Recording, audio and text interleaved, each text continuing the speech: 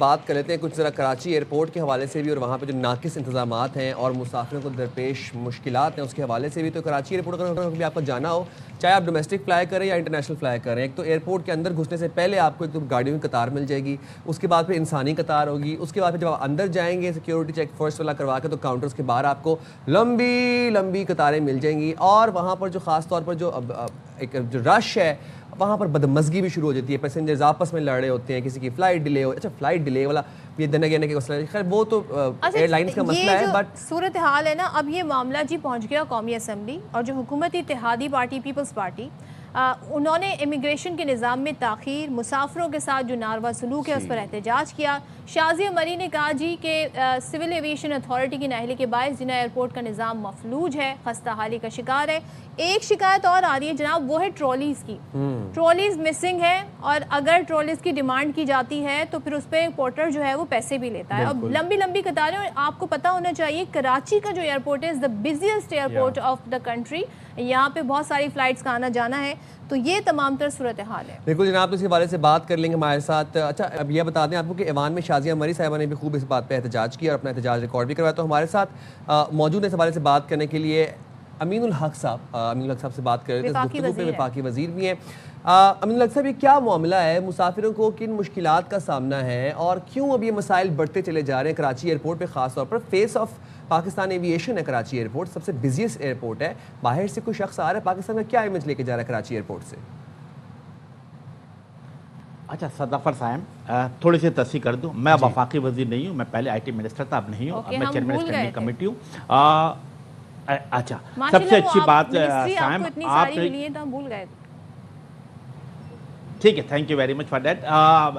صاحب آپ نے جو کراچی ایئرپورٹ کا نوا پڑھا ہے یہ بالکل صحیح بات آپ نے کی ہے. دا مومنٹ ہم کراچی ایئرپورٹ پہ داخل ہو رہے ہوتے ہیں تو ہم بالکل صحیح ہے کہ ایک لمبی قطار جو ہے وہ آدھا کلومیٹر کی نظر آتی ہے پہلے پارکنگ میں انٹر ہونے کے لیے. جب آپ پارکنگ میں داخل ہوتے ہیں آپ کم از کم 5 چکر لگاتے ہیں تو آپ کو پارکنگ میں جگہ ملتی ہے. جب آپ پارکنگ سے نکل کر آتے ہیں تو آپ کو ایئرپورٹ کے اوپر رش نظر آ رہا ہوتا ہے. صورتحال کیا ہے سمجھنے کی بات ہوگی. 1991 یا غالباً 1992 میں اس وقت کے پرائم منسٹر نے اس کی اوپننگ سیریمنی کی تھی کراچی ایئرپورٹ کے. جب بنا تھا تو اسٹیٹ آف دی آرٹ تھا اور لوگ دور دور سے دیکھنے آیا کرتے تھے. پھر ہم نے دیکھا گزرتے سالوں کے ساتھ ملتان ایئرپورٹ بن جاتا ہے, لاہور ایئرپورٹ بن جاتا ہے, اسلام آباد ایئرپورٹ بن جاتا ہے. بٹ انفارچونیٹلی صدافر صاحب آپ کو سن کر حیرانگی ہوگی کہ پچھلے 36 سالوں میں کراچی ایئرپورٹ پہ 1 روپے کی انویسٹمنٹ نہیں کی گئی. ہر گزرتے دن کے ساتھ مجھے حیرت جب ہو رہی تھی آپ اس ایشو پر ہم سے بات کرنے کے لیے ہمارے ساتھ آج گیسٹ ہیں کہ پیپلز پارٹی یہ مسئلہ اٹھا رہی ہے. آپ تو وفاق میں ہر حکومت کے ساتھ رہے ہیں اور آپ نے آج تک یہ مسئلہ اس طرح نہیں اٹھایا. آج بھی یہ مسئلہ اٹھایا تو پیپلز پارٹی کی شازیہ مری صاحبہ نے. آپ کنونس کریں وفاق کو, آپ لوگ تو بیٹھے ہیں کابینہ میں. صدف غالباً آپ نے قومی اسمبلی میں کل میری بھی تقریر سنی ہوگی. میں نے بھی اس ایشو کو اٹھایا ہے, اس پہ بات کی ہے اور اس کے اوپر وفاقی وزیر کو ہم نے توجہ دلائی ہے کہ آپ کراچی ایئرپورٹ کے حوالے سے بات کریں. یہ جو سائم نے بات کی تھی میں اسی کو بات کو آگے بڑھاتا ہوں کہ انفارچونیٹلی پارکنگ کے بعد جب آپ بلڈنگ میں داخل ہوتے ہیں تو بلڈنگ کی صورتحال ہر گزرتے دن کے ساتھ خراب سے خراب ہوتی چلی جا رہی. اندر آپ پر جب ٹرالی کی بات آتی ہے تو آپ کو ٹرالی نہیں ملتی ہے اور اس موقع پہ جو ملازمین ہوتے ہیں کہ 1000 روپے کے 2000 کے 5,000 روپے پہ آپ کو ٹرالی مل رہی ہوتی ہے. اندر جاتے ہیں, اندر صورتحال جب امیگریشن پہ جاتے ہیں تو آپ یہ سن کر مطلب حیرانگی ہوتی ہے کہ سینکڑوں کی تعداد میں لمبی لمبی لائن لگی ہوئی ہے. ہونا کیا چاہیے تھا, ہونا یہ چاہیے تھا کہ جو امیگریشن کاؤنٹر ہے جب لوگوں کی تعداد بڑھتی چلی جا رہی ہے, کراچی بڑا شہر ہے, 3 کروڑ کی آبادی ہے اور جیسا آپ صاحب نے کہا کہ بزیسٹ ایئرپورٹ, یس گڈس کے حوالے سے 57 to 60% گڈس جو ہے کراچی سے بیرون ملک جاتا ہے. اس کا مطلب کہ یہاں پہ توجہ دینے کی ضرورت ہے. سر توجہ دینے کی ضرورت تو ہے, واش رومز اب تک حالت کا شکار ہیں, اس کے بعد فلائٹس ڈیلے تو معمول بن گئی ہیں, 4 گھنٹے مسافر ویٹ کرے, بیٹھنے کی جگہ نہیں ہے, زمینوں پہ بیٹھے ہوئے ہیں. ہر مسافر VIP CIP لاؤنج افورڈ نہیں کر سکتا. آپ کو لگتا ہے کہ outsourcing is the only solution we have right now?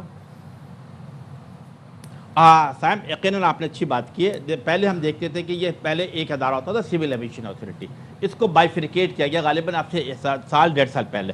ایک بنا دی گئی پاکستان سول ایویشن اتھارٹی اور دوسری بنا دی گئی پاکستان ایئرپورٹ اتھارٹی. جب پاکستان ایئرپورٹ اتھارٹی بنائی گئی تو ہمیں امید تھی کہ جو بات آپ نے نشان دی کہ آپ یقین جانیں جب عمرے کے لیے لوگ جا رہے ہوتے صبح کے وقت 4 بجے 5 بجے 6 بجے 7 بجے تو واش روم اوور کراؤڈڈ ہوتا ہے, پانی روڈ جسے کہتے ہیں واش روم سے نکل کر فلور پہ پھیل رہا ہوتا ہے, اور اس کے ساتھ ساتھ جسے کہتے ہیں کہ وہاں پہ بیٹھنے کی جگہ نہیں ہو رہی. بالکل سیم یو 100% کریکٹ, انٹرنیشنل میں یہ صورت ہے. امین صاحب میری آپ سے ریکویسٹ ہے, آپ لوگ وفاق میں بیٹھیں, کابینہ میں بیٹھیں, وزیر اعظم سے ملاقاتیں بھی ہوتی رہتی ہیں, یہ مسئلہ حل کرا دیں, پرومس کر دیں آپ. بالکل آپ یہ بات ہے, ہم یہ دیکھتے ہیں کہ ہمارے صدر کا تعلق بھی سندھ سے ہے اور ہمارے وفاقی وزیر بھی ہیں, ان کا تعلق بھی سندھ سے ہے. یقیناً اس ایشو پہ ایم کیو پاکستان کیبنٹ میں بھی آواز اٹھائے گی اور اسمبلی کے فلور پہ بھی, جیسے آپ نے کہا کہ کل میں نے بھی آواز اٹھائی ہے, اور اس کے اوپر ہم کالنگ اٹینشن بھی دے رہے ہیں اور بار بار توجہ بھی دلا رہے ہیں. وہ اٹھا رہے ہیں جو کر نہیں, جن کے اختیار میں نہیں ہے نا یہ بات, تو آپ کو تو یہ بات کہنی چاہیے. آپ نے کہا آپ کریں گے. تھینک یو سو مچ امیر الحق صاحب ہمارے ساتھ تھے.